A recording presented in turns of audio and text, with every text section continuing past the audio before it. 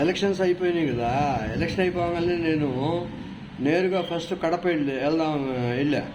కడప వెళ్ళిన తర్వాత అక్కడి నుంచి కర్నూలు, అనంతపూరు, తిరుపతి, అన్నమయ్య డిస్ట్రిక్టు అన్నీ కూడా వెరిఫై చేసి అందరితోటి ఇరు పార్టీలు వాళ్ళతో మాట్లాడా.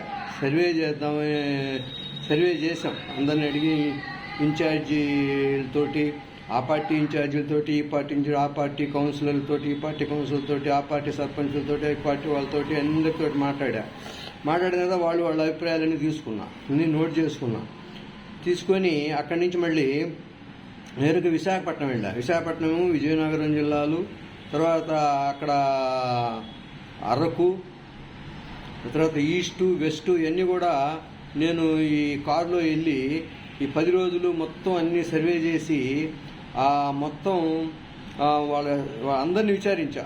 ఇరు పార్టీ వాళ్ళని విచారించా, అభ్యర్థుల్ని కొంతమందిని విచారించాను, కొంతమందిని విచారించలేకపోయాను, పర్మిట్ చేయాలి. ఇప్పుడేందండి ఎట్లా చెప్తామేంది, తర్వాత మాట్లాడదాంలే అని వాళ్ళు మాకు ఇంటర్వ్యూ కూడా ఇలా కొంతమంది. ఈ విధంగా నేను అందరితోటి విచారించే సమయంలో అయిపోయింది. గుంటూరు వచ్చాము. గుంటూరులో వచ్చిన తర్వాత గుంటూరు వెస్ట్, కృష్ణా జిల్లా, తర్వాత ఇవన్నీ కూడా మొత్తం సర్వే చేశా. కారు పోతా ఉంది. మావాడు అంటాడు, మా డ్రైవరు, సార్ ఎందుకు తిరగటం, అక్కడి నుంచి ఫోన్ నెంబర్ తీసుకొని ఫోన్తో మాట్లాడితే సరిపోద్ది కదా అంటున్నాడు పక్కన కూర్చొని. తర్వాత పక్కన కూర్చొని వచ్చిన తర్వాత చివరికి ఏం చేశాను, ఈ లోపల నాకు చేసేవాళ్ళు ఫోన్ చేసి ఏది గెలిచింది, నీ సర్వే ఎంత దూరం వచ్చింది, ఏ పార్టీ గెలిచింది, కరెక్ట్గా చెప్పు, అది ఇది అని చెప్పి గోల్ చేస్తూ ఉన్నాడు. వాళ్ళకు కూడా చెప్తా ఉన్నాను, ఇంకా కాలేదయ్యా, నేను ఇప్పుడు రాజమండ్రిలో ఉన్నానని, లేకపోతే నేను ఇక్కడ ఇట్లా ఉన్నాను. చివరికి ప్రకాశం జిల్లా వచ్చాము. ప్రకాశం జిల్లాలో ఇటు వచ్చేసి అద్దంకి వెళ్ళాము. అద్దంకిలో విపక్ష పార్టీ వాళ్ళతోటి, వాళ్ళతో మాట్లాడాను. పోలింగ్ సరళి అదంతా కూడా చూసుకున్నాను.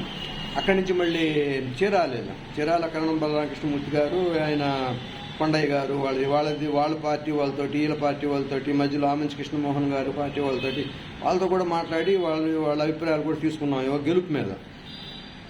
తర్వాత ఇంతలోకి మళ్ళీ ఇటు వచ్చాం. మార్కాపురం, గిద్దలూరు, కందుకూరు, మన జిల్లా మొత్తం వచ్చా. నెల్లూరు జిల్లాలో వచ్చేసి నెల్లూరు, సర్వేపల్లి, వెంకటగిరి అన్నీ కూడా తీసాం. అటు నగిరి కూడా వెళ్ళాం. అన్నీ తీసి అన్ని అభిప్రాయాలు తీసుకొని వచ్చేసి టిఫిన్ చేద్దామని చెప్పి రమ్యాకు వచ్చాం. ఆ రమ్యాకు వచ్చేసరికి నేనేమో మా వాడికి సాంబార్ ఇడ్లీ సింగిల్ వడ సాంబార్ ఇడ్లీ చెప్పాను. వాడికి కావాలి తీసుకోవాలి దోశ, ఒక ఆనియన్ దోశ, ఒక 2 ఇడ్లీ, ఒక వడ ఏదో వాడు తీసుకున్నాడు. వచ్చాడు. ఈ ప్లేట్లు తీసుకొచ్చి వస్తా ఆ సాంబారు గిన్నె నా మీద దొలిచ్చాడు చొక్కాగా. చొక్కా మొత్తం పాడైంది. ఇక నాకు మెలుగు వచ్చేసింది. అంటే ఇదంతా నేను తిరిగినట్టు నాకు కళ అన్నమాట. అయితే ఒకటి మాత్రం నేను గట్టిగా చెప్పగలను, ఏమి ఇన్ని సర్వేలు చేయకపోయినా, ఇన్ని ఊరు జరగకపోయినా, ఎంత బ్రహ్మాండంగా లేకపోయినా కూడా, ఇవన్నీ చేయకపోయినా కూడా, ఇదంతా కళ్ళలో నాకు అనిపించినా కూడా, ఎలక్షన్ అయిన తర్వాత నేను టీవీలో చంద్రబాబు గారి ముఖం చూశాను, జగన్ గారి ముఖం చూశాను. వీళ్ళిద్దరు ముఖాలు చూస్తే పెద్దగా ఆలోచించ పని లేదు. జగన్ గెలుస్తున్నాడు, ప్రమాణ స్వీకారం చేస్తాడు. ఓకేనా? Thank you.